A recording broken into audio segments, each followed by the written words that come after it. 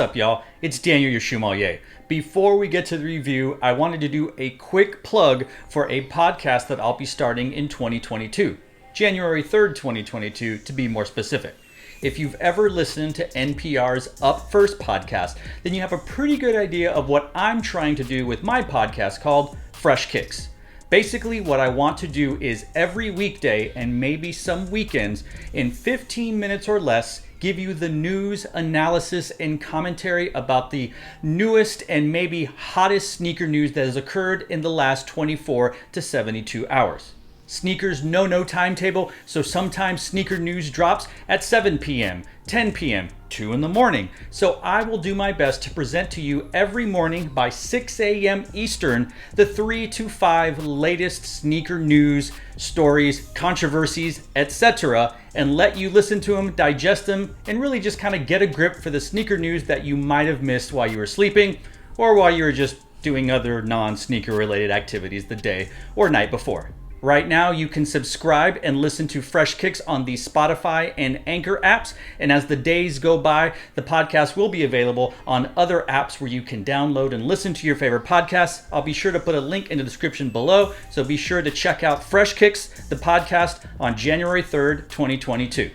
Now, if you're like me, your family and your friends know that you love sneakers. So when it comes to getting Christmas gifts, birthday gifts, or any type of gift, oftentimes you get shoes. And I have a very small, close collection of friends that love shoes, talk about shoes, live with shoes, all kinds of things. So of course, it was Christmas, and my buddy Jason Robb, who I've talked about many times on this channel, gifted me a pair of shoes that he was right when he said it's a pair that you would have never bought for yourself. Not that I don't like the shoe, not that I don't love the shoe, and not that it's going to be worn many times this coming summer. Yes, it's a summer shoe, but for certain reasons. But he's right. It's a shoe that I might have just kind of glanced over. And once I got it, I'm glad to have it because it's loud, it's ostentatious, it's perfect, and it really matches an aesthetic that him and I are going for this nonprofit group that we work with over the summer. So today, we're going to be talking about the Saucony Shadow 6000 Sweet Street.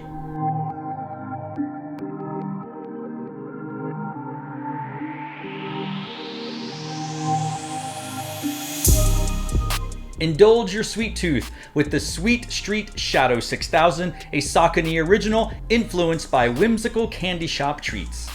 The Sweet Street limited edition is a real trip to Candyland with soft premium suede panels in a range of deliciously sweet shades and laces that look like licorice. Standout details include the patches of vibrant teal, pink, and yellow that balance out the black and white striping on the outsole and Saucony Originals logo. Additionally, the black and white all-over mesh creates an exciting contrast that adds more depth to the design of the sneaker. No detail has been overlooked. The special packaging, the black and white striped outsoles, a visual link to the river on the side, and the white candy floss-like midsole made from Power Run for a soft, lightweight, and comfortable fit. The Saucony Shadow 6000 Sweet Street retails for $130 US American dollars and is currently available online and at your local sneaker boutique.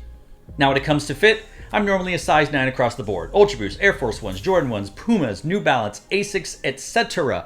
My foot is a normal size foot. It's not wide. I like a lot of wiggle room in the toe box and don't like any lockdown in the midfoot. I have said that I'm closer to a 9.25, which doesn't exist, so sometimes I take out the insole if I'm in a tight 9, or I just wear a thicker sock or add a thicker insole if I get a 9.5.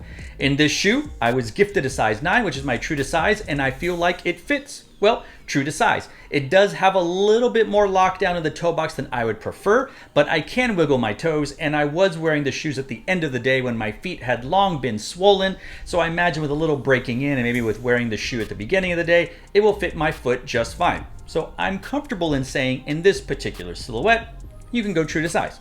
And when it comes to comfort, I have always found Sauconys to be quite comfortable. Sometimes I've run in them, a limited amount of time when I ran, and those felt fine to me. And I've worn them for a lifestyle shoe and those fit fine as well. And this particular Power Run midsole is squishy enough. It's not squishy like Boost or React, but it's definitely nowhere near hard and as uncomfortable as a rubber outsole that you may find on a Jordan 1 type shoe. That being said, if you want something that's a nice bounce, but not too much bounce, maybe you don't like the cloud, maybe you don't like the cotton candy feel of Booster Reacts, this might actually be for you. And the materials on the upper are good enough quality that it feels good around your shoe and you don't have any itchiness or any plastic or any biting or scratching or anything like that. So I'm pretty happy with the comfort level of this Saucony 6000.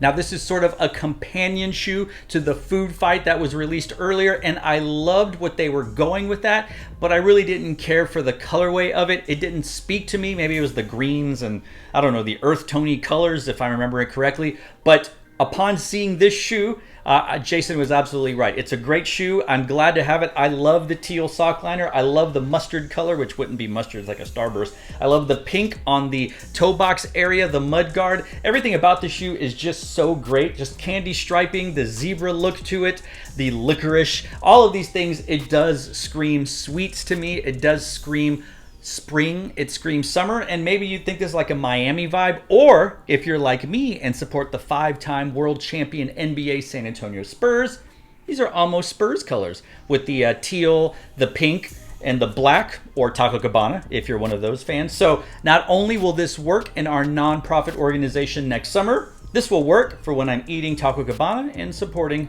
my San Antonio Spurs. Go Spurs, go. So there you have it, my thoughts on the Saucony Shadow 6000 Sweet Street. Let us know in the comment section down below what you think about this shoe, what you think about the Saucony 6000 Shadow in general, the comfort level, maybe the Sweet Street versus the Food Fight, just any of those thoughts. I'd love to hear what you think in the comment section down below. And in case you missed it, in case you fast forwarded and you made it all the way to the end, don't forget to listen to and possibly subscribe to the Fresh Kicks podcast that'll be starting on January 3rd, 2022. Right now the trailer is out. I'll put a link in the description down below. So, to all of you out there, wherever you are, thanks for watching. Stay tuned and just chill. Till the next episode.